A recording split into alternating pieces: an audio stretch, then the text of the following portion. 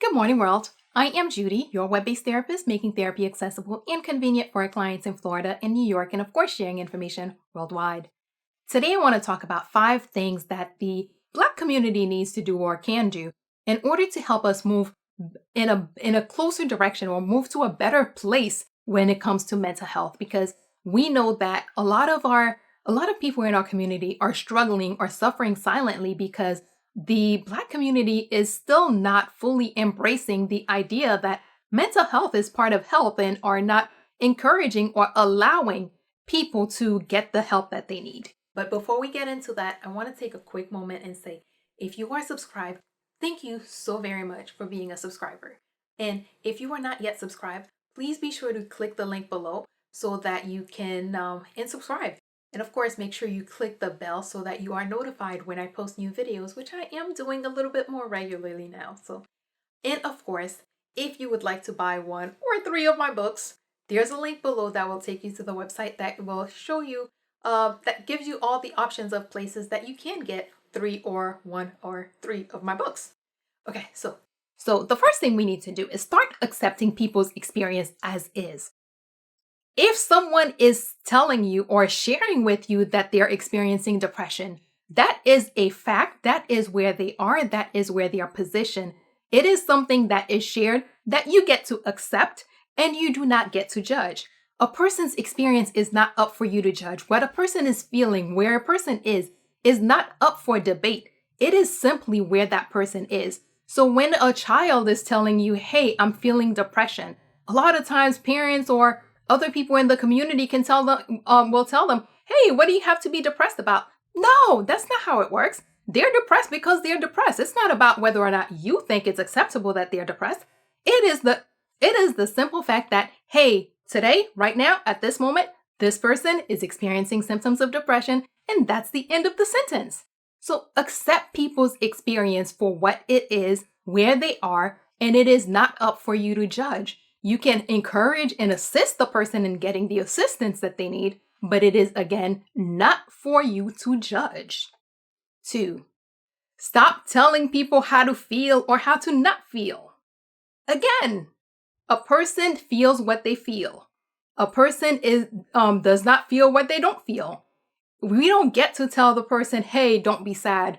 Hey, if I'm sad and you tell me not to be sad, now we have another emotion that's going on. Now I'm also angry, which may take over the sadness, but right now, you're not helping the person not feel what they feel by telling them, hey, this is what I think you should feel. Instead, what you're saying is, hey, your feeling is wrong. Your feeling is not right. Therefore, I'm telling you this to make you feel bad about the way you feel. So now you have another problem. When you invalidate, when you dismiss or try to tell someone how to feel, you're not helping them.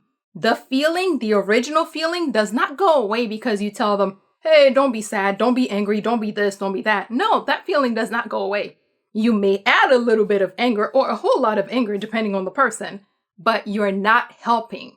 Let the person feel what they feel. Let them know that, hey, your feeling, the reality that you're experiencing is fine. It's okay. So that they can say, and you can help them get to the point of, hey, let's do something about it. Let's help you get some help. Let's do this, let's do that. Help the person get to a better feeling place, but don't tell them that their feeling is wrong. There is no such thing as a wrong feeling. A feeling is what it is. If the person is sad, they're sad. If the person is crying, they're crying. Crying is cathartic. Crying is actually good for you. Don't tell the person to stop crying. Let them cry.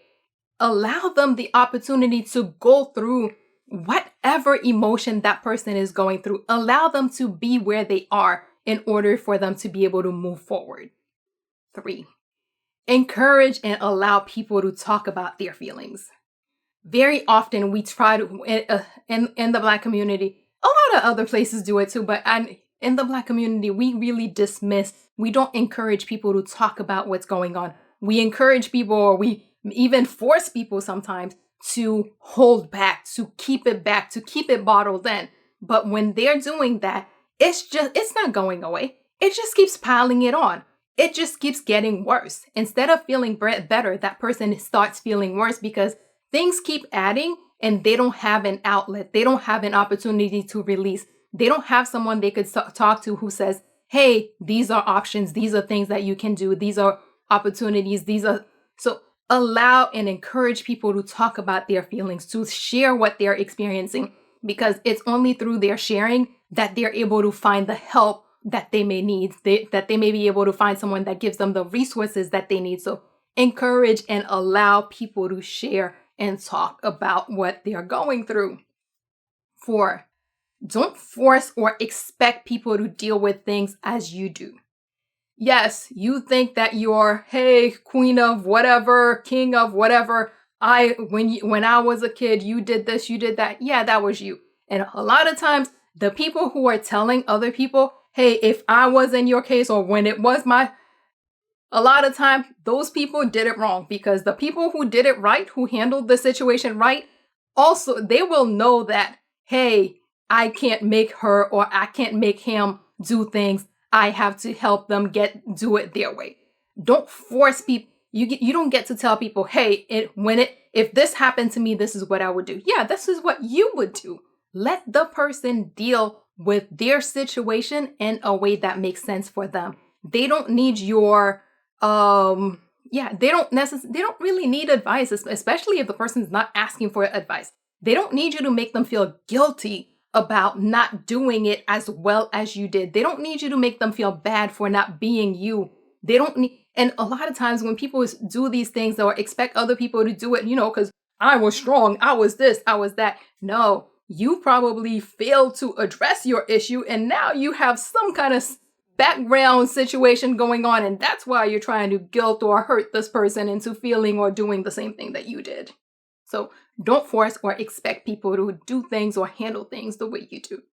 And finally, stop the faith guilting. Stop telling people to pray about it. Yes, prayer helps in a lot of situations, but you're not just sitting at home praying your cancer away. You're going to the doctor, you're taking the precautions, you're doing whatever it is you need to do about your cancer. You're not gonna sit at home with your broken leg. You're taking your broken leg to the hospital. So why exactly do we feel that we can tell people, or we need to guilt people into shutting down and hiding their mental health issues, into guilting people into not getting help that they need, when the help is here and available? Because, hey, are you praying enough? Give it to God. Well, God gave them a therapist, so let them go see that therapist. God gave them help, so let them get that help. We need to stop faith guilting people. You didn't get cancer because you didn't pray enough. You didn't get your broken leg because your faith was not strong enough. So why would you think that it's okay to tell a person that their depression is because their faith is not strong enough? Are you serious? No. Stop faith guilting people. Allow people to be where they are. Allow people to have the experiences that they have, and allow people to get the help that is here available for them. And yes, they will pray. Yes, they will go to God. But yes, they will also use those resources that God is giving them, because, hey, God gave you resources. How offensive would it be to God if God gave you resources and you turn around and say, hey, I don't want those resources? Let people use the resources. Please stop faith guilting people, because that only makes the situation worse. Okay, so let's do a quick recap. 1, accept people's experiences for what they are. It's not for you to judge. It's not for you to tell them your experience. People's experiences are exactly what they are. Just accept them for what they are. If you can help them get resources, do that. If not, keep moving. 2, don't tell people how to feel or how to not feel. Person's feeling is what it is. You trying to tell them how to not feel does not help them not feel that way. It just gives them one more thing to feel, like anger towards you. 3, encourage people or allow people, especially children, to talk about their feelings, because we keep having this thing of making people bottle everything up. But when you keep shoving it down and pushing it down, it only gets worse until you explode. 4, Don't force or expect people to do things the way you did, because half the time you probably didn't do it in the healthiest way anyway. And finally, stop faith guilting people. God gave people resources. Allow people to use those resources. Don't try to tell people that whatever it is that they're going through is a lack of faith, or are they praying enough. Allow people, encourage people. If you can help them get the access to resources, do that. If you can pray for them, yeah, pray for them. But don't faith guilt people into, or yeah, don't do that. That's just not cool.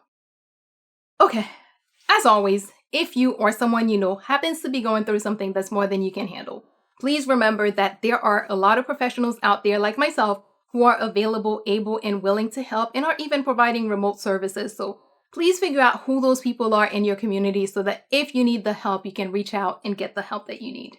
And that is all we have for today. Good morning, world. Have an awesome day.